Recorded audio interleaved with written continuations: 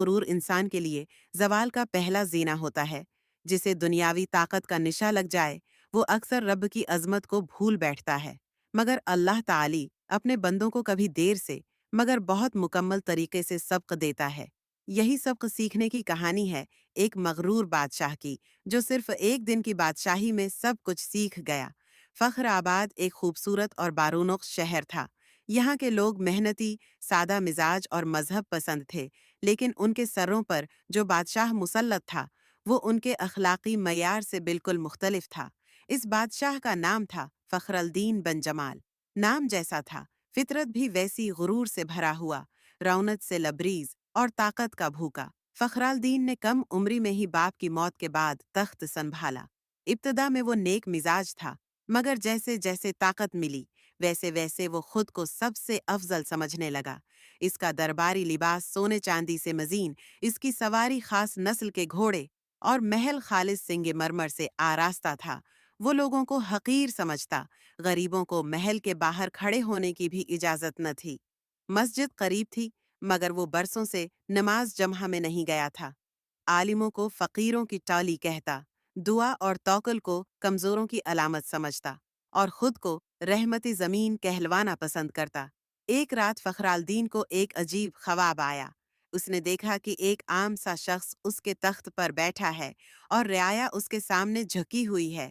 بادشاہ فخر الدین محل کے دروازے سے باہر کھڑا ہے اور کوئی اس کی طرف توجہ نہیں دے رہا۔ اگلی صبح جب وہ جاگا تو پسینے میں شرابور تھا۔ اس نے دربار کے سب سے بڑے عالم شیخ نجم الدین کو بلایا۔ عالم نے سنا، آنکھیں بند کیں اور دھیرے سے کہا، اے بادشاہ سلامت، اللہ کی طرف سے آپ کے لیے تنبیہ ہے۔ غرور، کفران نعمت اور رعایا کی حق تلفی آپ کو ہلاکت کی طرف لے جا رہی ہے۔ فخر الدین ہنسا، میں بادشاہ ہوں، میرے لیے خواب بھی فقیرانہ کیوں؟ عالم نے جواب دیا، اللہ کبھی اچانک اور کبھی بتا کر آزمائش نازل کرتا ہے۔ آپ کو ابھی بھی وقت ہے۔ مگر غرور کے مارے دل کو نہ کسی بات کا اثر ہوتا ہے، نہ کسی نصیحت کا۔ چند دن بعد فخر الدین کے ذہن میں ایک عجیب خیال آیا۔ اس نے اعلان کروایا، ہم ایک دن کے لیے اپنی بادشاہی کسی عام انسان کے سپرد کریں گے، جو بھی چاہے آ کر درخواست دے۔ یہ اعلان شہر میں آگ کی طرح پھیل گیا۔ کچھ نے مذاق سمجھا، کچھ نے موقع۔ سینکڑوں افراد محل کے باہر جمع ہو گئے۔ اسی وقت ایک سادہ لباس پہنے ایک شخص دروازے پر آیا۔ اس کا نام نعیم تھا، جوتے بنانے والا موچی، جو سارا دن گلی کے کونے پر بیٹھا روزی کماتا اور رات کو اللہ کا شکر ادا کرتا۔ گارڈز نے ہنستے ہوئے کہا، آؤ نعیم، تو بھی بادشاہی کرنے آیا ہے۔ نعیم مسکرایا، میں نے نہیں سوچا تھا، مگر اگر یہ بھی اللہ کا رزق ہے تو کیوں نہ قبول کروں۔ فخر الدین نے کہا، بس آج کے دن کا بادشاہ یہی موچی ہوگا۔ نعیم کو محل لایا گیا، شاہی لباس پہنایا گیا، سونے کا تاج اس کے سر پر رکھا گیا اور وہ تخت پر بیٹھ گیا۔ سب حیران تھے کہ ایک فقیر آج بادشاہ بن گیا۔ نعیم نے پہلے ہی لمحے کہا، پہلا فرمان، شہر کی تمام قید خانوں کا جائزہ لیا جائے، بے گناہوں کو رہا کیا جائے۔ دوسرا فرمان، ہر غریب کو آج 3 وقت کا کھانا دیا جائے۔ تیسرا فرمان، مسجد میں اذان کے وقت محل کے دروازے کھول دیے جائیں تاکہ بادشاہ بھی اللہ کے دربار میں شامل ہو۔ پورے شہر میں ایک دن کے اندر ایک نئی فضا پیدا ہو گئی۔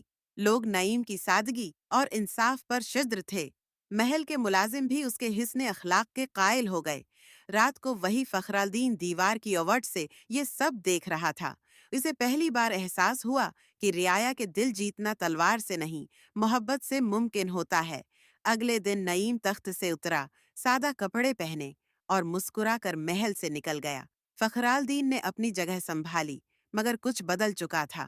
رعایا اب فخر الدین کو پسند نہیں کرتی تھی۔ ہر طرف سے شکایات آنے لگیں۔ ایک دن بازار میں ایک بچے نے بلند آواز سے کہا، ہمیں پھر سے نعیم بادشاہ چاہیے، وہی ہمارا خادم بادشاہ تھا۔ فخر الدین کا غرور زخمی ہو چکا تھا، مگر وہ بدلا نہیں۔ اس نے شکایات کرنے والوں کو قید کرانا شروع کر دیا، مسجد کے دروازے بند کر دیے اور اعلان کیا کہ بادشاہی پر سوال کرنے والا بغاوت کا مجرم ہے۔ مگر اللہ کا فیصلہ آ چکا تھا۔ چند مہینے گزرے، فخر الدین بیمار رہنے لگا۔ خوابوں میں اسے نعیم، شیخ نجم الدین اور اپنی عوام نظر آنے لگے۔ ایک رات اسے خواب آیا کہ قیامت آ چکی ہے اور وہ تخت پر نہیں بلکہ زنجیروں میں جکڑا ہوا ہے۔ اسی رات محل میں ایک بغاوت اٹھ کھڑی ہوئی۔ فوج کے کچھ سردار رعایا کے ساتھ مل کر محل میں گھس گئے۔ فخرالدین کو گرفتار کر لیا گیا۔ جب اسے محل کے دروازے سے نکالا گیا تو وہی عوام جنہیں وہ حقیر سمجھتا تھا آج اس پر پتھر پھینک رہی تھی۔